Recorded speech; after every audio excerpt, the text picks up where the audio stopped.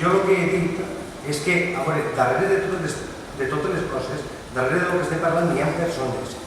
A mi la meva preocupació és que la gent que està parada, ojalà n'hi haguera feina per a tots i n'hi haguera riquesa per a tots, ojalà, si és el meu desig, jo no dic que no sigui així, però el que jo me referisc és que lamentablement jo m'he tingut que trobar molts anys i moltíssimes vegades en gent a soles, que ha tocat portes i les han tancat totes. Això és de veres, en el gemesí.